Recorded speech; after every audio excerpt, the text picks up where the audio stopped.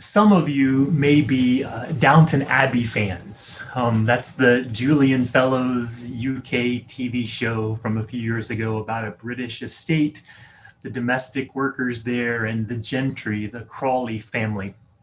There's an episode of the show set on November 11th, 1918, the day that World War I ended.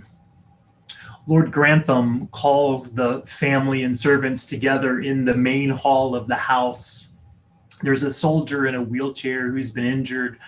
Some of the characters are in their army uniforms.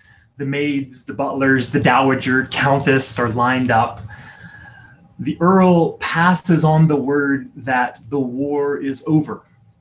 The terrible atrocity that was World War I has ended, and they should all pause in remembrance.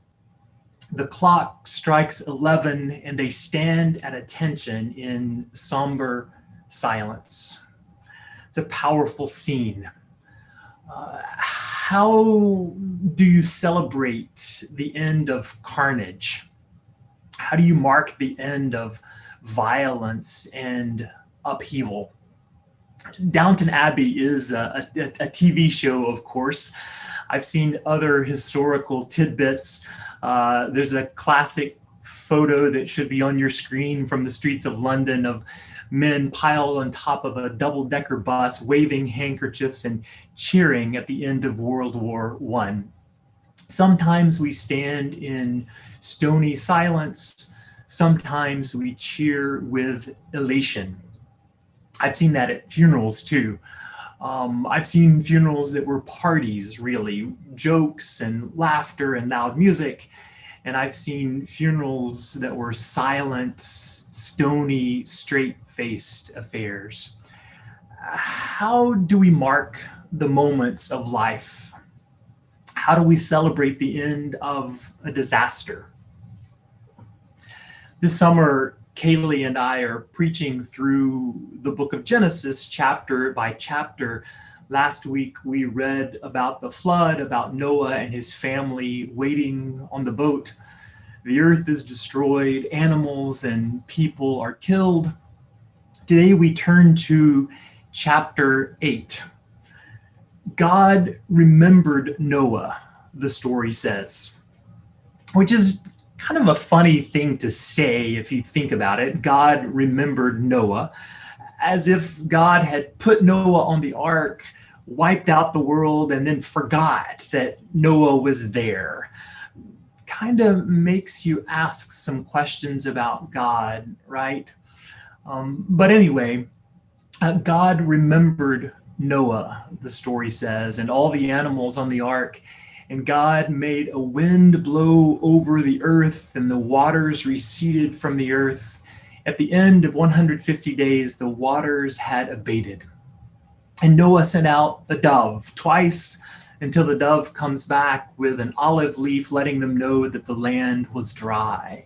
Then God said to Noah, "Go out of the ark, take every living thing that is with you, the birds and animals and creeping things, so that they may abound on the earth and be fruitful and multiply." So Noah and his family and all the animals leave the ark. And then in what is verse 20 of chapter 8, Genesis says, Noah built an altar to God. Noah built an altar to God and took of every clean animal and of every clean bird and offered burnt offerings on the altar. Think about that for a minute. Noah had one task: to save all of the animals, to save them so the world could live again. That's what God had asked Noah to do. And Noah gets off the ark, and the first thing he does is kill one of every kind of animal he had just saved as an act of worship. Before he builds a barn or a fence, before he feeds the animals, before he takes a nap or throws a parade, he burns one of every animal as an act of worship. Now I know that the Noah story, the flood story, is a myth. It's one of those epic, universal human tales that is larger than fact. It describes ancient cultic worship patterns. It's a story of another era. It was written to explain animal sacrifice at the temple centuries after the story was set. But it is a troubling story. And I've heard enough preachers and teachers try to explain this story for us, try to tell us, oh, it means this or that. But here's what I'm going to do this morning. I'm just going to leave that story with you. Just pass it along to say Noah saved the animals. He survived the flood, and then he killed the animals as an act of worship. That's a troubling story.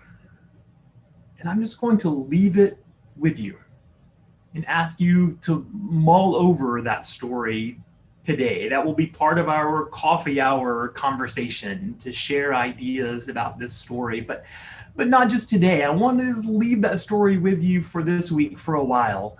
What does this story say to you? Let that story roll around in your soul.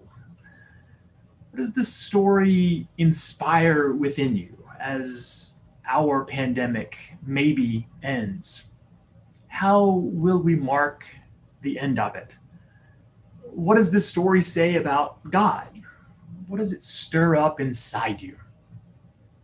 What does this story say about the pandemic and how we treat each other?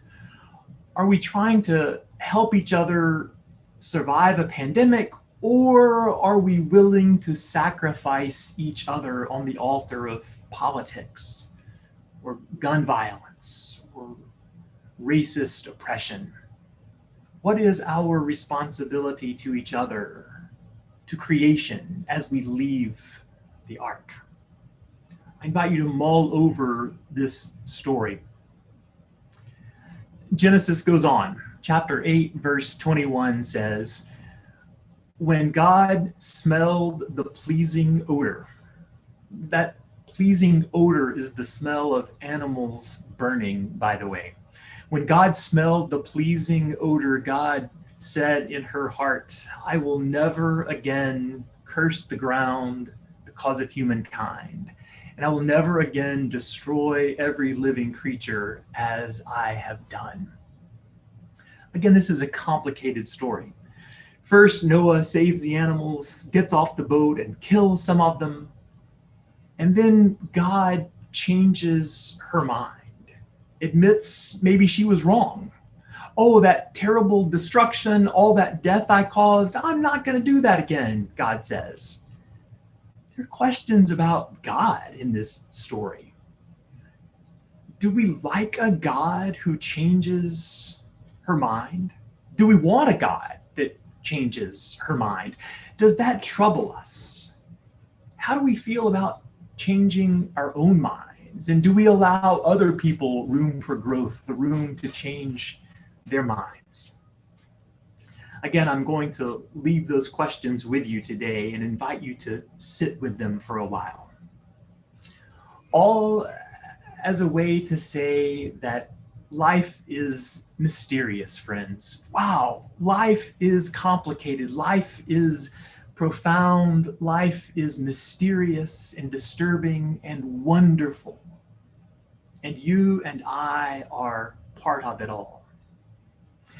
One of my favorite poets, Mary Oliver, has written about mystery and worship and questions. Mary Oliver wrote these words, truly, we live with mysteries too marvelous to be understood.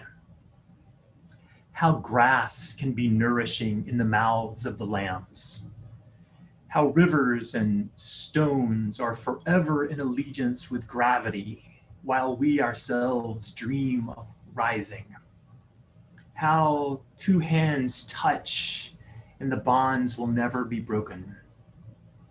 How people come from delight or the scars of damage to the comfort of a poem. Let me keep my distance always from those who think they have the answers. Let me keep company always with those who say, look, and laugh in astonishment and bow their heads. And so as you contemplate this portion of the Noah story, as you think about Noah climbing off the ark and killing the animals, as you think about God changing her mind, as you think about the mysteries of our own lives and our own days, let me repeat these last two sentences from that poem. Mary Oliver wrote, "Let me keep my distance always from those who think they have the answers. Let me keep company always with those who say, look, and laugh in astonishment and bow their heads." May it be so with us. Amen.